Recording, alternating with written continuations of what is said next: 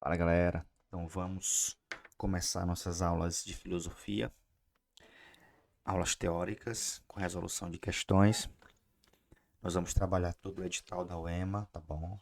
Então você pega um caderninho de filosofia, você vai anotando as aulas, para a gente ir assimilando, né? Porque a importância da gente escrever o que a gente escuta é fundamental para a concretização e organização do conhecimento. Nós vamos perceber isso, eu vou até explicar que a escrita, inclusive, foi até um dos fatores para o surgimento da filosofia, né? Que ela vai racionalizar o homem. Então, o que que nós vamos falar hoje? Nós vamos falar sobre o que é filosofia e o que é filosofia e a origem da filosofia, tá bom? E a origem da filosofia, certo? Então, vamos fazer de forma bem bacana para a gente entender de fato como ocorreu esse processo de início da filosofia e o que seria essa atitude filosófica. Então, vamos lá, né? Então, a primeira pergunta, né? Como eu coloquei aqui, o que é filosofia?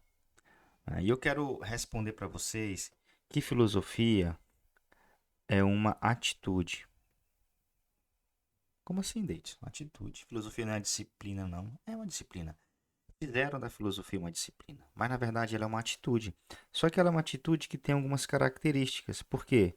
Ela é uma atitude crítica, ela é uma atitude reflexiva, né? A filosofia é uma atitude racional. A filosofia, ela tem um método, então ela é metódica, né? Nas questões podem vir que ela é sistemática. Então, filosofia é isto, né? E quando nasce a filosofia? Quando que eu tenho uma atitude crítica, reflexiva, racional frente à realidade, né? É dizer não. É quando eu começo a dizer não à realidade. Se eu digo não, automaticamente eu passo para o segundo passo da filosofia, que é o ir em busca da verdade. Percebeu? Então, quando eu me refiro ao que é filosofia, eu estou me referindo a isso, né? Essa crítica, essa reflexão, ser racional, ela tem um método, todo um sistema ordenado de pensamento. Ela inicia quando eu digo não às coisas, não à moral, não à religião, não aos valores, tal. E a partir de então, eu vou em busca da verdade, né? Porque eu só vou em busca da verdade daquilo que eu começo a questionar, né? Então, ela questiona a filosofia, tá certo? Então, uma coisa interessante aqui sobre a filosofia, que a Uema já colocou, é o seguinte, ó, que ela nasce mediante o espanto ou admiração frente à realidade. Fica ligado nessas palavrinhas aqui, que foi questão, inclusive eu vou responder para vocês, espanto ou admiração. O que seria esse espanto e admiração aqui, né, dentro da filosofia? Eu voltar o olhar para algo que passava desapercebido. Tá? Então, eu passei a vida toda observando os padrões, observando as verdades e não questionava. A partir do momento que eu volto o meu olhar para aquilo, ali está iniciando em mim a atitude filosófica, tá bom? Então, naquele momento, eu estou iniciando todo um processo de ir em busca da verdade. Então, primeiro eu me espanto, primeiro eu me admiro, tá? Eu quero que a gente entenda que isso aqui é o primeiro passo, o voltar o olhar, né? O voltar o olhar para algo é o primeiro passo, e a partir daqui que eu vou começar o quê? Ir para o segundo passo, que é questionar aquilo que eu voltei o meu olhar.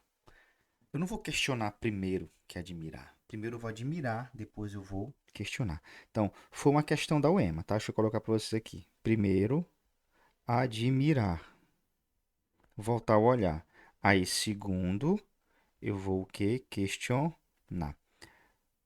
Porque foi uma questão assim, ó. O primeiro passo da atitude filosófica é. E na questão tinha admirar e questionar. E todo mundo marcou questionar. Mas como é que eu vou questionar? Olha a lógica. Como é que eu vou questionar algo que eu não voltei o meu olhar, que eu não me admirei, que eu não me espantei frente àquilo? Tudo bem?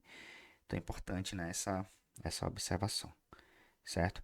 E quando nasce a filosofia? Ah, tu falou que é filosofia, né? E se eu perguntar para vocês o que não é a filosofia?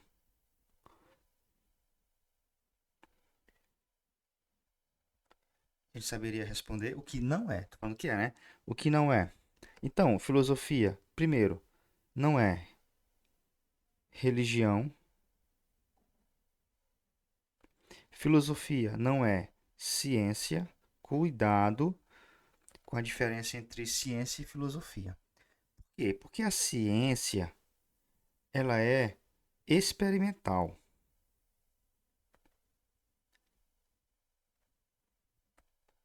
A filosofia é reflexiva, olha a diferença, né? A filosofia fica só no campo da reflexão, enquanto a ciência vai para o campo da experimentação, da prática. A ciência é prática, a filosofia é especulativa. A gente pode até colocar aqui, né, que a filosofia ela é especulativa e a ciência ela é experimental. Quando falar tipo de conhecimento, o Emma gosta de questões sobre o tipo de conhecimento. Nós vamos tentar fazer uma relação entre esses tipos de conhecimento, tipo entre a ciência e o senso comum, né? Entre a ciência e a filosofia. É importante fazer essa relação da diferença desses tipos de conhecimento, tá bom? Lá em teoria do conhecimento nós vamos entender isso aqui. Então, por enquanto, a gente está entendendo que a filosofia é essa atitude crítica, reflexiva, experimental, nasce mediante o espanto frente à realidade, né? A filosofia não é religião, a filosofia não é ciência, a filosofia também não é senso comum e por aí vai, certo? E como foi o processo de origem da filosofia, né? Então vamos entender a origem da filosofia, tá bom? Certo. Nós sabemos que, pela lógica, que essa atitude ela se iniciou na Grécia Antiga, né? Só que a gente tem que especificar mais um pouco, né? Eu poderia falar aqui da Grécia Clássica. Por que Grécia Clássica? Porque foi o período clássico da história da Grécia, né? Na história eu expliquei para vocês que a Grécia passou por alguns momentos históricos, né? Período pré-homérico, homérico, arcaico e o clássico, e depois veio o helenístico. Foi nesse clássico. Por quê? Porque o clássico ele foi o esplendor dos gregos. E nesse contexto aqui, a Grécia está passando por transformações, né, que foram importantes para essa mudança de mentalidade do homem grego. Mudança de mentalidade deles. Então quer dizer que eles tinham uma mentalidade antes? Tinha. Sabe por quê? Porque eu quero que vocês mentalizem isso aqui, ó. Que a origem da filosofia foi uma passagem do mito à razão. Olha só. Logos é razão. Então, o homem tinha uma visão pautada na mitologia. É importante você entender características da mitologia para saber, para entender a filosofia, tá bom? Então, vamos fazer aqui uma explicação breve sobre a mitologia, sobre o que é o mito, né? Principalmente a mitologia grega, que é, foi essa passagem, né? Foi a filosofia vai ser esse rompimento com esse modelo de compreender o mundo, tá? Então, primeiro tópico sobre mitologia. Mitologia é uma narrativa. Olha só, o mito não é escrito. O mito é uma narração, tá? Então, essa narração vai narrar o quê? Narra algo que é real. A vida, a morte, um fenômeno natural, narra o real só que pelo imaginário. Pelo imaginário. pelo sobrenatural.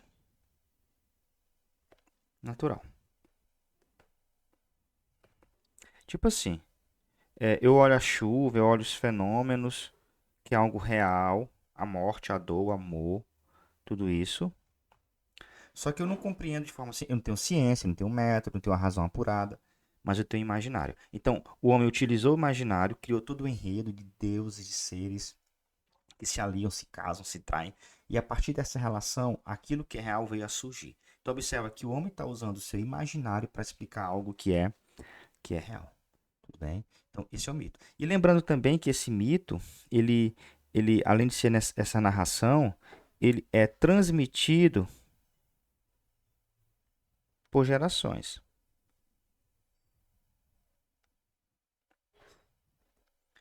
Pela tradição oral.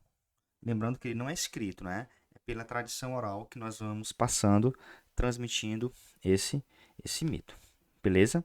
Enfim, aí tem uma coisa interessante aqui sobre o mito que eu quero que vocês entendam. Ó. Primeiro, o mito é uma cosmogonia.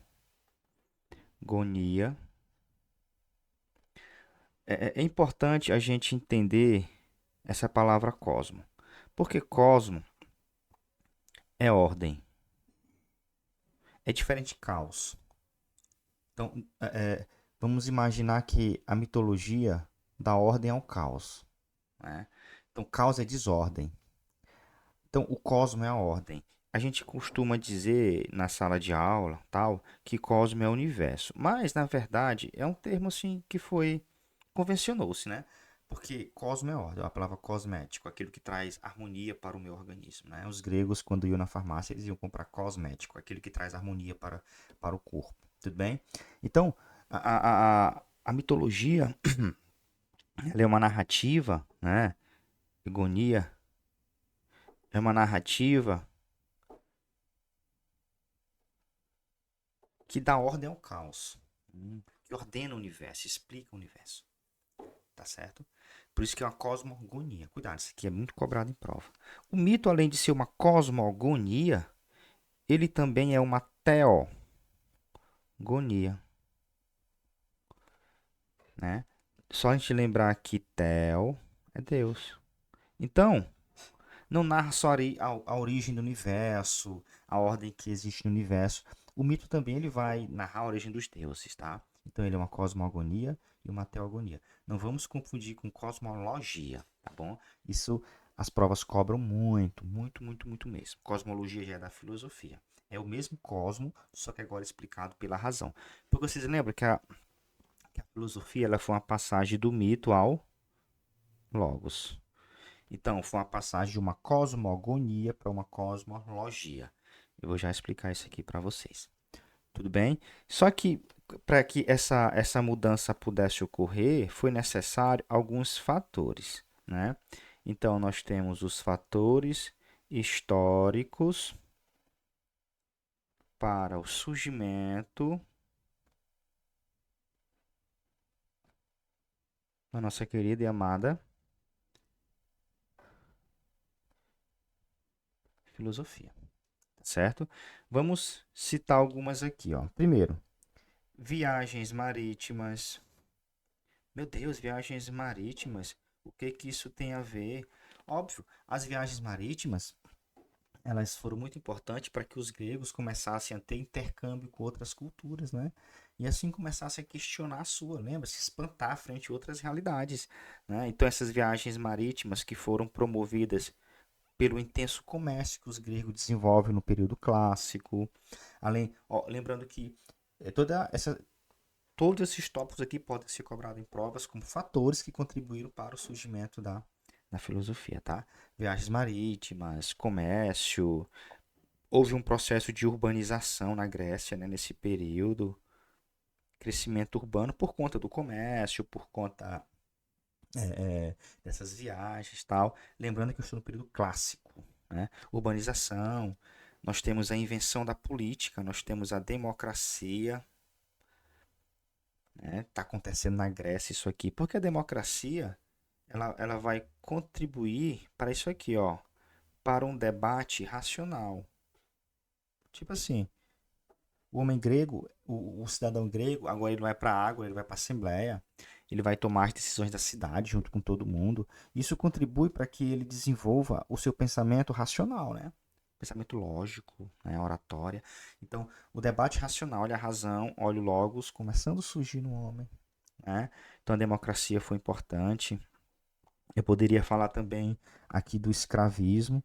Nós sabemos que a base da produção na Grécia era o trabalho escravo. Então, o escravo, ele promovia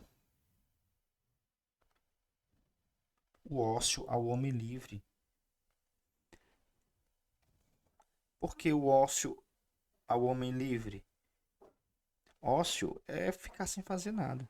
Então, eu tenho um escravo que trabalha para mim, que produz para mim. Então, se eu sou livre, eu vou ter tempo para me dedicar a outras atividades, principalmente atividades contemplativas, da reflexão. Por isso que o ter escravo na Grécia contribuiu muito para o desenvolvimento de diversas atividades, inclusive da democracia. Até um cidadão tinha que ter escravos para que ele pudesse ir para a Assembleia, para a Ágora, exercer a sua cidadania, tá bom? Então, é muito importante também sobre o escravismo. Outros fatores também que contribuíram para o surgimento da filosofia: viagens marítimas, comércio, urbanização, democracia, escravismo, escrita alfabética, né? A escrita, ela ordena o pensamento. Aquilo que eu falei no início da aula. Se eu estivesse só falando aqui para vocês, vocês não iam ordenar o pensamento. Mas a partir do momento que a gente escreve, que a gente, né, a gente está ordenando as coisas. E a escrita fez isso com o grego. Isso contribuiu para o desenvolvimento da racionalidade dele. Tudo bem? Invenção do calendário, ainda tem um calendário ainda. Por que calendário desse? O que, que tem a ver calendário com a origem da filosofia?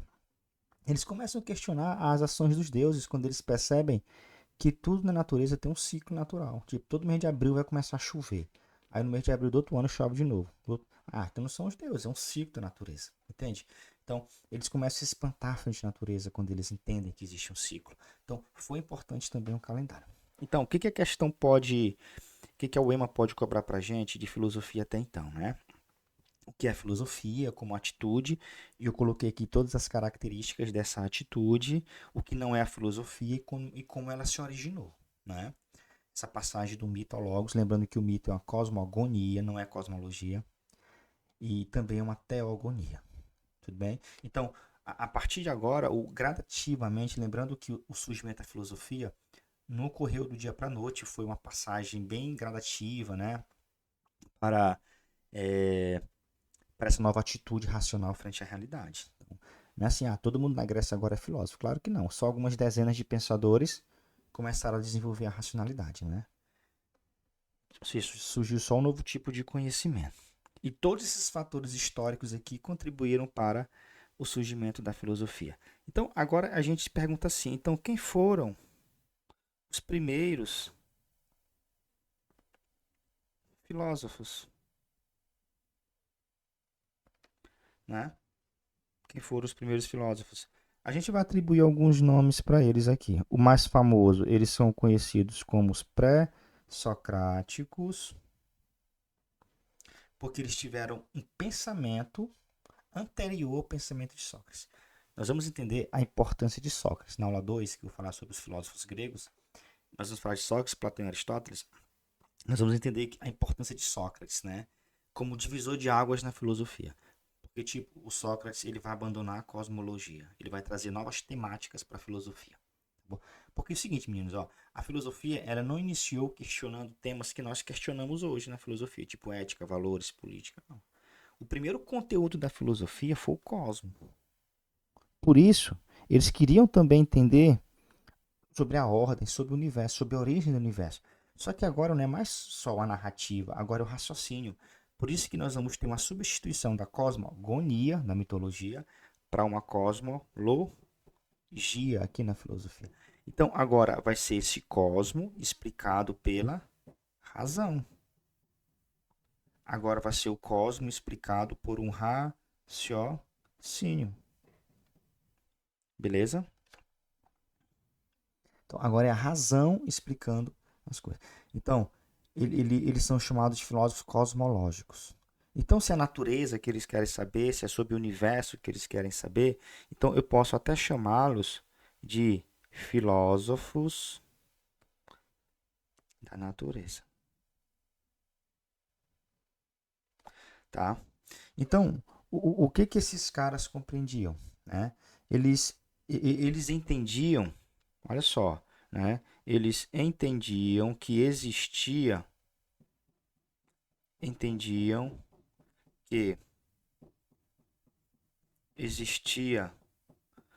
uma ordem racional no universo, no cosmos.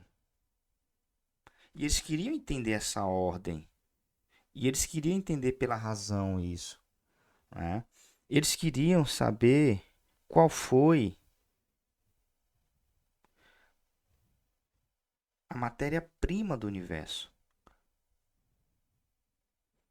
Um elemento oculto que deu origem a tudo, tá? Matéria-prima. Eles são mais conhecidos por conta disso, né? Essa ideia de querer saber qual foi o elemento, um elemento que foi a causa primeira de tudo, que a partir dele tudo viria a existir, tá? Então, e essa matéria-prima, um elemento natural. Então, o cosmos surgiu dos deuses. A ordem que existe no universo tem uma explicação racional. Teve o início. Então, teve um elemento que foi a causa primeira de tudo, a matéria-prima do universo. Né? Então, os pré-socráticos, os primeiros filósofos cosmológicos, eles estão em busca disso, né? Dessa causa primeira de tudo. E essa ideia de elemento natural é um elemento que se transforma, tá? Então, é importante entender que esse elemento natural aqui é que ele se transforma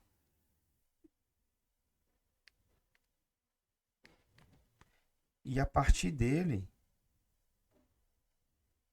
surgiu a árvore, surgiu um rio, surgiu uma montanha, o homem, tu entende? Então, os pré-socráticos vão partir disso, desse princípio, tá? E é por isso que tem alguns termozinhos que a gente precisa entender aqui dos pré-socráticos a princípio, para a gente aprender a responder questões dele. Por exemplo, uns termos em grego. Eu posso entender o que é arqué, entender o que é logos, entender o que é pisis,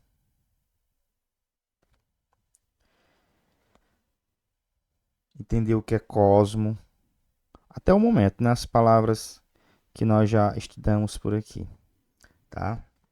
Então, arqué é princípio. Então, os pré-socráticos queriam saber qual foi a arqué do cosmo. Arqué de quê? Arqué do universo, da ordem que existe em tudo. Arqué é princípio, origem. Isso que eles queriam saber. Mas eles queriam saber isso pela razão, pelo logos. Então, como eles investigavam o universo, a origem das coisas, eles eram filósofos da Physis, eles eram filósofos da natureza. Então, esses quatro termos aqui são fundamentais para a gente entender a origem da filosofia, certo? Só que a qual é a observação bem aqui, para a gente finalizar aqui, falar dos primeiros filósofos de fato, né? Qual é a observação? Que cosmogonia é diferente de cosmologia, tá? Porque a cosmogonia é do mito. Então, o mito narra o cosmo por uma narração. O que foi a filosofia? Eu vou explicar a ordem que existe no cosmo, agora pela razão. Então, aqui é a filosofia. Então, o conteúdo dos primeiros filósofos é este: buscar entender qual foi a origem do universo, a ordem, como é essa ordem que existe no universo. Tudo bem? Se a gente fosse falar de todos eles aqui, seriam umas 3 aulas para a gente especificar. Mas vamos pegar os principais, tá? E falar, entender mais ou menos como foi a arqué do cosmo para eles. Então, deixa eu colocar aqui para vocês principais pré-socráticos, né? Que a UEMA pode cobrar da gente. O primeiro deles é o Tales de Mileto, né? Quando ele fala que a arqué do cosmo, o princípio do cosmo, a arqué do cosmo é a água. Então ele desenvolveu todo um raciocínio para dizer que a água deu origem a tudo. A água trouxe ordem para o universo. Ela se transformou, os estados aí físicos da água vão gerando as coisas, tá bom? O que é importante entender dos pré-socráticos e a diferença da mitologia é o que a gente tem que observar que eles não estão aqui recorrendo a quem é mitos, né? Tá bom? Então, a água seria o princípio de tudo para o Tales de Mileto. Nós temos aqui também o Anaximandro. Anaximandro, onde ele vai falar que a arqué do cosmo, né, é o indeterminado. Não vou colocar mais arqué porque a gente pega da loja, já sabe que todos os outros também eu estou colocando aqui sobre arqué, né? O indeterminado. Ele tem um nome para isso aqui, né? Ele chama de apeiron. Ele fala o seguinte, ó, o que deu origem a tudo que existe é algo que a gente não pode determinar, algo que é infinito, algo que é eterno, né? O Anaximandro, tudo bem? Mas é uma forma também claro, por mais que a gente não entenda o que ele quer dizer e nem o que seria esse apeiron, o que é eterno, o que é imutável e tal, ficou claro pra gente o que é, mas ele está tentando também usar o raciocínio para dizer que alguma coisa deu ordem a tudo que existe. Já o discípulo dele, o Anaxímenes, fala assim, mestre, eu concordo que a arqué do cosmo é algo infinito, mas eu não concordo que é indeterminado. Eu acho que ele é determinado. O que é infinito e é determinado é Anaxímenes. Então, ele, professor, o ar. O ar é infinito, mas ele pode ser determinado. Então, o ar é a arqué do cosmo para o Anaxímenes. Beleza? Nós temos o Heráclito, muito cobrado, o Heráclito. Por quê? Porque ele fala que. Lembra que eles estão buscando raciocínio que explica a realidade? Então, ele fala a questão do movimento, da mobilidade. Tipo assim, no universo, tudo flui. Existe uma mobilidade constante. Mobilidade. A UEMA colocou uma questão, e eu vou colocar para vocês, que fala sobre fluxo, que tudo muda no universo, tá? Então, as questões que são cobradas de Heráclito nem cobra sobre a arqué dele, porque ele até que fala que tem arqué, né? Ele fala do fogo como sendo a causa primeira, porque é o elemento que representa a mudança tudo. Mas as questões geralmente vão, vão colocar o Heráclito como o cara que trouxe uma discussão, a ideia da mobilidade, do fluxo que existe no universo. Tudo está em constante mudança, né? Quando ele fala que tudo muda, quando ele fala ninguém banha na mesma água, no mesmo rio 2 vezes, né? Ou seja, tudo flui. Beleza? Heráclito. Aí nós temos um que é contrário a ele, que é o Parmênides. O Parmênides ele fala que não existe movimento. Então, olha só, aqui são pensamentos contrários, mobilidade e mobilidade, entre Heráclito e Parmênides, que a prova pode cobrar. O Parmênides é contrário ao Heráclito, porque ele fala o seguinte, ó, a mudança é apenas aparência. A mudança é aparência. Então, importante a gente entender essa relação entre Heráclito e Parmênides, sobre mobilidade e mobilidade. A UEMA colocou a música de Lulu Santos, né? Nada do que foi será de novo do jeito que já foi um dia. Tudo passa, tudo sempre passará. Aí fala assim, o cantor contemporâneo tem um pensamento parecido tal com o pensamento do filósofo antigo. Quem é ele? Heráclito, sobre mobilidade, sobre fluxo. Beleza? Então, Heráclito, Parmênides. Nós temos o Pitágoras, que é da mesma escola que Parmênides, né? Pitagórica, escola Pitágoras. Lembra que os pré-socráticos falam que existe uma ordem natural no universo? E ele fala que são os números. Os números que dão ordem ao cosmos. Então, tipo assim, tudo que existe no universo pode ser medido, quantificado matematicamente. Até a extensão dessa sala aqui, ela tem volume, tem altura, e tudo isso é medido matematicamente. Uma folha, ela tem, né, ela pode ser medida matematicamente. Então, Pitágoras fala que tudo que existe no universo pode ser entendido, compreendido matematicamente. É como se a matemática fosse a linguagem do universo. Os números são a linguagem do universo, para interpretar o universo. Então, a ordem que existe no universo, para Pitágoras, existe uma explicação numérica. Então, os números são importantíssimos para gerar essa ordem, o cosmo, né, que existe no universo. Pitágoras, Parmênides, Empédocles. Empédocles. Empédocles, ele fala dos 4 elementos.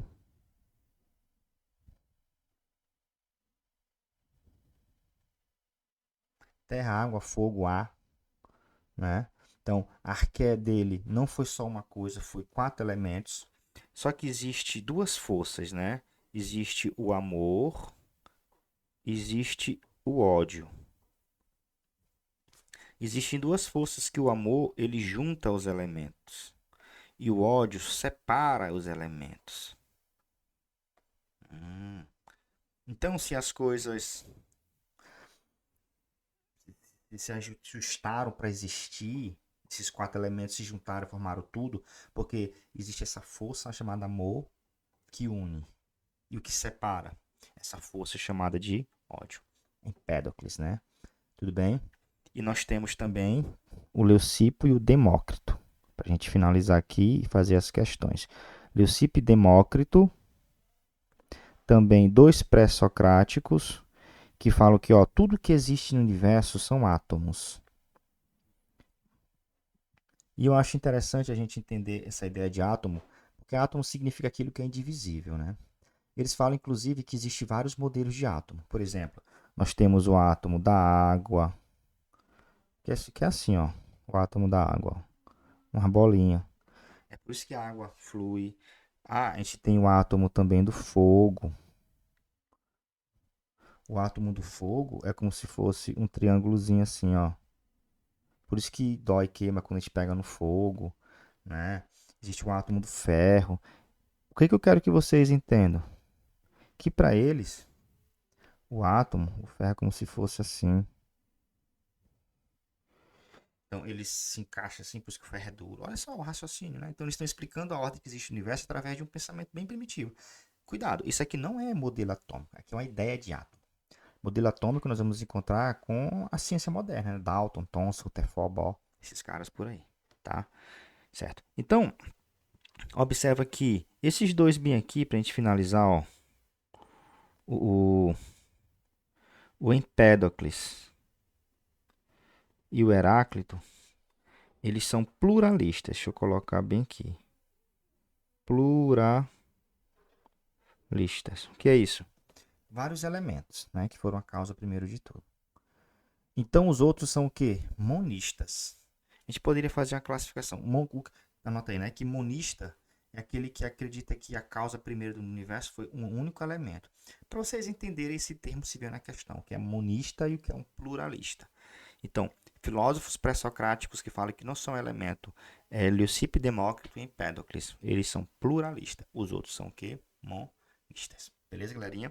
Então, isto que é filosofia, foi assim que surgiu a filosofia nesse contexto da Grécia, que o homem vai racionalizando, vai buscando uma lógica, uma explicação, um raciocínio para explicar a ordem que existe no universo. E o primeiro conteúdo da filosofia, de fato, foi esse, né? Um conteúdo cosmológico, tá? Entender a natureza, a ordem que existe nas coisas. A filosofia vai passar a investigar temáticas do cotidiano da vida social mais tarde, tá bom? Com Sócrates. Olha só a importância do Sócrates para essa divisão. Então, bora ver aqui umas questõezinhas para a gente entender como é que isso aqui cai na UEMA. Então, bora aqui partir para as questões. Né? Lembrando que o material é de questão de vocês. Olha, já estou aqui mostrando que é todo gabaritado. Todas as questões são comentadas, tá bom? Que não vai dar para a gente responder todas as questões na aula, óbvio, senão ficaria uma aula muito extensa. Respondo umas 3, 4. E as outras ficam para vocês responderem e estudarem pelos comentários, tá bom? Então aqui é para gabaritar humanas mesmo, tudo bem? Então vamos fazer as primeiras, que geralmente as primeiras são da UEMA, que eu coloco. Olha essa aqui, o UEMA 2015. Uma questão clássica, né? Questão clássica, simples também. Leia a fábula de La Fontaine sobre a impossível, né? Explicação sobre, para a expressão o amor é cego. No amor tudo é mistério, suas flechas. Deixa eu só colocar mais para cá um pouco aqui. Isso.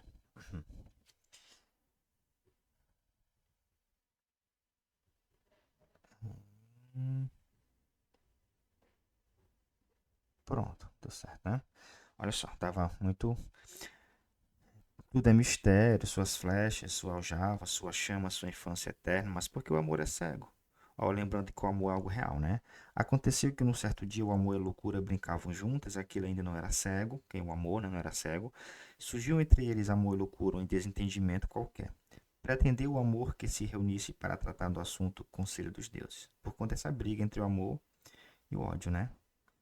O amor e isso. E a loucura, isso. Mas a loucura impaciente dele, uma pancada no amor violenta que lhe privou a visão. Ou seja, o amor cegou, a loucura cegou o amor com a pancada. Vênus, mãe e mulher, pôs-se a clamar por vingança aos gritos, diante de Júpiter, de Nêmesis, a deusa da vingança de todos os juízos do inferno. Vênus exigiu que aquele crime fosse reparado. Seu filho, o amor, não podia ficar cego. Depois de estudar detalhadamente o caso, a sentença do Supremo Tribunal Celestial consistiu em declarar a loucura a servir de guia ao amor. Olha só. Então, o amor é cego e está acompanhado da loucura. Algo real. Concorda? Então, a fábula, traz uma explicação ao EMA 2015, tá, meninos? Oriunda dos deuses, para uma realidade, algo real da humanidade. Esse tipo de explicação classifica-se como mitologia, pessoal, de cara, né? O mito narra algo real, né? Pelo imaginário. Então, esse tipo de explicação é baseado no sobrenatural. Esse tipo de explicação é pautado no imaginário.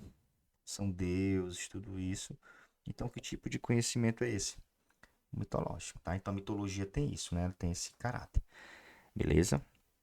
Questão 2. Lê o poema do moçambicano Craveirinha, cantiga do negro do Betelão. Se me vistes morrer os milhões de vezes que nasci, poema 2015 também. Se me vistes chorar os milhões de vezes que riste, se me vistes gritar os milhões de vezes que me calei, se me vistes cantar os milhões de vezes que morri, sangrei, digo-te, irmão europeu, também tu, havia de nascer, havia de chorar, havia de cantar, havia de gritar, havia de morrer e sangrar milhões de vezes como eu. Pesado. O poeta constrói a realidade em seus versos e o filósofo, ao ser tocado pela poesia, é chamado a refletir sobre ela. A primeira condição, ou primeira virtude para o filósofo é o quê? Já é problematizar? Não, a filosofia problematiza? Sim. É questionar? A filosofia questiona? É, questiona. Né? A filosofia é teoria? É. A filosofia persuadir? Isso aqui é mais os sofistas, né? Então aqui é mais sofistas. Então, admirar. O primeiro passo para o filosofar é o que? Admirar ou espanto. Então, primeiro vem o espanto ou a admiração frente à realidade, depois que eu vou questionar, depois que eu vou fazer essas coisas tudinho. Tudo bem? Então, foi uma questão que a galera se rodou, em 2015, né? Porque tinha todas as características do que é filosofia na questão. Mas vocês não vão errar mais não, né? Aluno aqui do Errar Não é Humanas, tá ligado? Que eu preciso primeiro admirar. Tudo bem? Então, questão muito bacana sobre a atitude filosófica, que é um tema legal da UEMA. Outra aqui, ó. A questão 2006, é bem antiga, tal, mas é a temática que está na edital da UEMA. Coloque verdadeiro ou falso nas inferências relacionadas às características da atividade filosófica. A filosofia é uma forma de pensar acerca de certas questões. Sua característica fundamental é o uso de argumentos lógicos, é verdadeiro, a razão. Né? A razão, não é o imaginário. Os filósofos analisam e classificam os conceitos. Sim, porque a filosofia é um conhecimento metódico, organizado. A filosofia é um pensamento organizado. É uma reflexão profunda. Não é só um pensamento, é um pensamento organizado. Os filósofos ocupam-se de questões acerca da religião. Sim, a filosofia não é religião, mas a filosofia questiona a religião. A filosofia não é política, mas ela questiona. A filosofia não é arte, mas ela questiona. Dentre outros, que podemos chamar vagamente de o sentido da vida, verdadeiro. Assim, a filosofia é uma ciência, da mesma forma que a biologia? Claro que não. A filosofia não é ciência. A radicalidade, particularidade e visão de conjunto são características fundamentais da reflexão filosófica. É radical o pensamento filosófico? É. Observe que eu falo particularidade e visão de conjunto. É meio contraditório essas duas coisas, né? Então é falso. Uma exclui a outra. Alternativa certa, letra E. Sobre a atitude filosófica. Certo? Mais uma. Leia a letra da canção a seguir. Nada do que foi será, de novo do jeito que já foi um dia. É aquilo que eu falei para vocês. Tudo passa, tudo sempre passará. A vida vem em ondas como um mar. No indo e vindo infinito, tudo que se vê não é igual ao que a gente viu há um segundo. Tudo muda o tempo todo no mundo. Opa, tudo muda o tempo todo. Aí ele fala aqui, ó. Da mesma forma como canta o poeta contemporâneo que vê a realidade passando como uma onda, assim também pensaram os primeiros filósofos, conhecidos como pré-socráticos, que denominavam a realidade de physis, natureza. A característica dessa realidade representada também na música de Lulu Santos é, ou seja, que característica de um pré-socrático tem aqui no texto que está relacionado às alternativas? Lembrando que aqui é como se ele estivesse falando tudo flui. De quem? Do Heráclito de Éfeso. Né? Então é o fluxo, a mudança. Né? Eu poderia falar aqui, ele poderia colocar mobilidade. Mobilidade. Tá certo? Estática. A imobilidade, isso aqui é de quem? É de Parmênides. De Parmênides. Tá? Infinitude, desordem? Não. É ordem. É cosmo. Desordem significa. Deixa eu não estar apagando aqui. Caos, né? Não é caos, é ordem. Então, letra A. Fluxo. Heráclito. Tudo bem? UEMA. UEMA 2011. Mais uma aqui para a gente finalizar. A filosofia nasceu na Jônia, na Grécia, né? No século VII a.C. O conteúdo que norteia a preocupação dos filósofos jônicos e é de natureza. Ó, observa que ele falou jônico, porque Jônia é uma ilha, né? Onde surgiu de fato a filosofia, a escola jônica, a escola de Tales, o primeiro filósofo.